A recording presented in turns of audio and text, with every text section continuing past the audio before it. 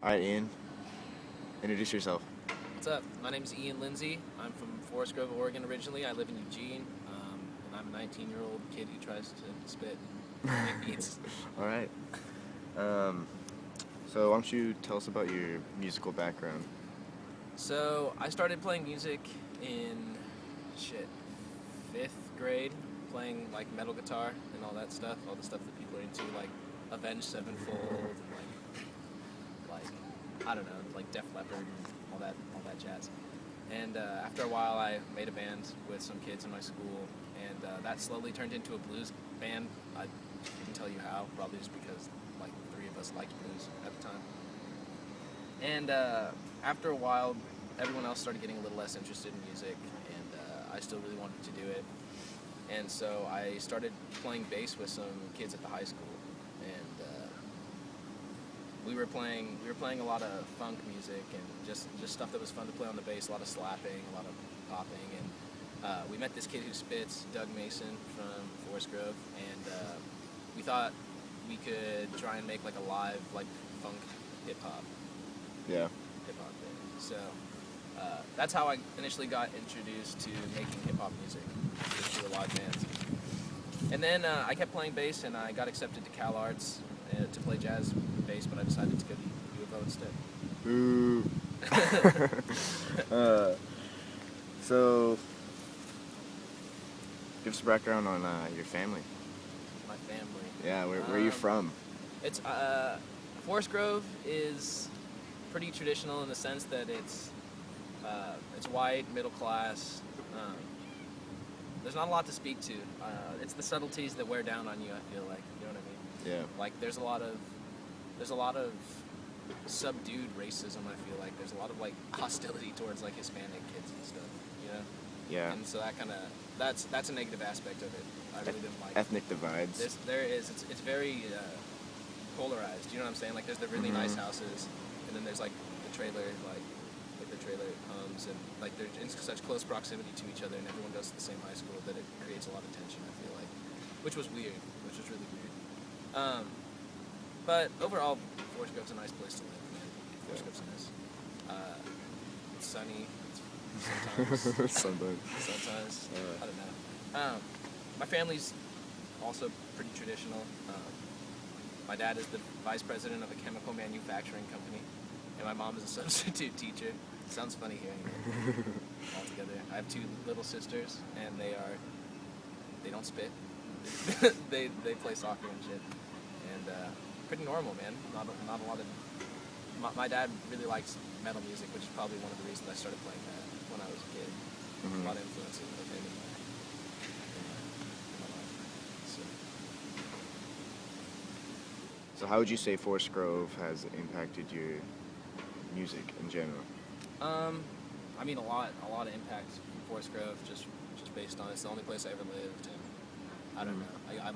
My whole being was shaped by Forest Grove, like until I left. So, considering how small Forest Grove is, they had a lot of great musicians in like really tight proximity, like to one another. Like I could agree with that. they were like really good. Like some people played bass pretty good. Some people like there was people spitting. There were people singing.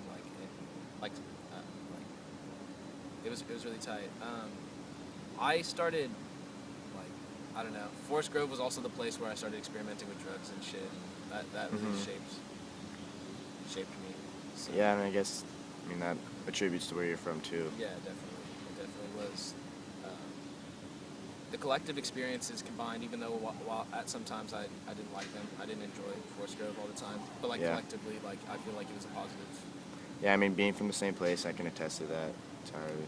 Yeah. Alrighty, and so we've learned how Forest Grove has shaped you, but now I want to know about how the music you listen to like created your progression in music. Okay, so to take it back to like metal and stuff, there aren't any artists that I used to listen to like metal wise that really like that I can specifically say inspired me, but like the overall theme of like really dedicating yourself to the music and the emotional aspect of it, like they put it all out there. You know what I mean? They there's really no veil over their message. Like even if it's sometimes it's a dumb message or whatever, like I would consider it to be not a good message or something. like at least they're true to that, like as artists, which like influenced my ears. It made it so that that's what I wanted to hear, like in the future when I listen to music. I wanted to hear people like talking to like truly talking to you.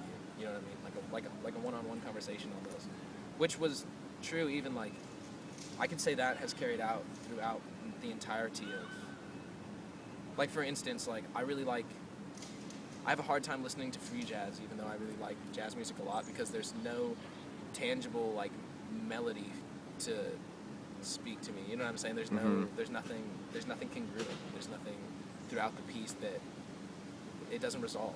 You know what I mean? It's just a bunch of noise, and I appreciate it for what it's worth. I feel the musicians are very talented, but it's hard for me to sit down. Like, I'm not going to sit down and listen to free jazz for 40 minutes. I can't do it. Like, I just don't. I don't like it. So, like, specifically, like Bill Evans, man. Bill Evans, he's a piano player. He played with Miles Davis, and he had a wonderful solo career.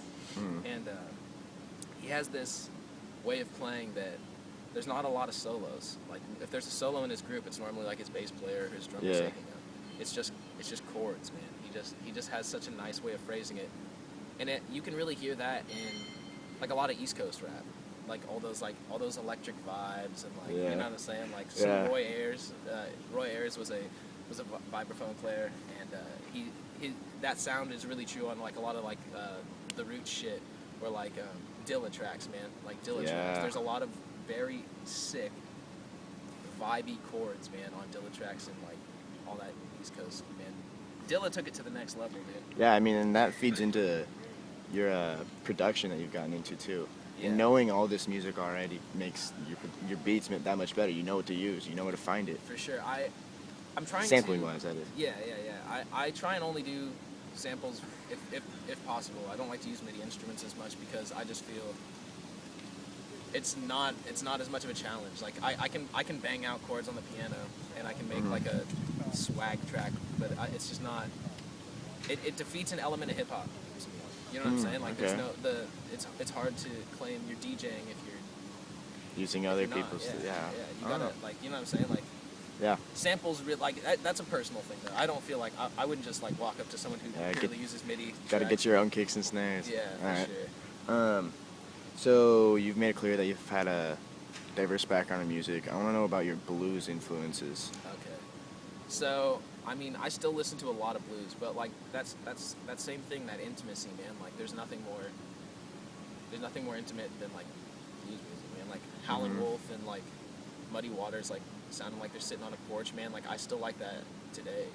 Sounding like they're sitting on a porch. I like it. You know, they're just humans, man. They're just people like you. That's why like it's hard for me to like, I don't know. I'm not trying to bash on certain artists, but like I have a hard time relating to fucking Rick Ross. You know what I'm saying? Yeah. Like I don't have like I'm a skinny white kid or whatever. And like I have like he's a larger than life. You know what I'm saying? Like he's a larger than life persona. And so like when I hear kids like Joey Badass, man, like that fool. He's my age group. Like he rolled it right out. Like he started doing really hip stuff, and it's not like he admits his flaws and stuff. It's not just like I'm king all the time. Exactly. Like and that's what blues music probably got me too. Is like talking about. It's not about I have all this all the time. Like it's about what they don't have and what they want. You know what I mean? And that they're trying to work hard enough to attain it. And I feel like that resonates very true with all college age. And that's like built all the way into rap too. Like for sure. All these artists you hear are hungry, man. Yeah. A hunger really makes an artist, man. Like wanting, like not having everything you want, like having something to work for. Because you can hear it, man. You can hear the minute that like someone drops a mixtape and it's super fresh, and then like people start banging their shit, and then they're not hungry anymore, and you can hear it, man. Like their next, like their studio album, but they're just not as hungry, dude. And I don't like it as much. Like I'll never like it as much. All right, Ian. So we've gone over how your music is developed from where you've come from, and then over like your progression through genres and your influences with artists. In your opinion, and in retrospect, what has been the biggest contributor between those two? It's really it's hard to break it down like that. You know what I mean? So like how I view it is like Forest Grove, like my hometown, really helped me shape my ideas that I would later form into like music, like represent musically. You know what I mean? So like Forest Grove helped me build as a person, which I could say my music has too, but like the music I've listened to. But the musical artists that I listen to have helped me form a way that I feel I can package those thoughts in a way that sounds good, in a way that's appealing to me, you know. So, let me put it this way. If Big L didn't grow up where he did, and he grew up in, say, Forest Grove, or a town like Hillsborough or something, but he still had what he listened to, do you think he would have been as good of an artist? Or do you think he would have become what he did? It's really hard, dude. It's really hard because so much of Big L's, like, vibe is Harlem. You know what I'm saying? Like, so much of that vibe is Harlem. Like, I feel like he would have been a different artist, but I feel like he still would have been a great artist nonetheless. Yeah, he would have been a great hip-hop, as great of a hip-hop artist, I think. Okay. Maybe a complete 180, dude. Who knows? He could have played jazz music or something, Right. funk music or something. But it did make him who he is. Yeah, I really think His persona was everything. Harlem. Yeah. His persona would have been changed. Like, his persona would have been changed, but he would still have that musical, like, vibe if you listen to the same artist, I think. So, where you come from and what you listen to both have contributing factors that Without build a off doubt. each other. I would say, like, nearly equal contributing factors. Interesting. All right, Ian, we want to hear what you got, dude.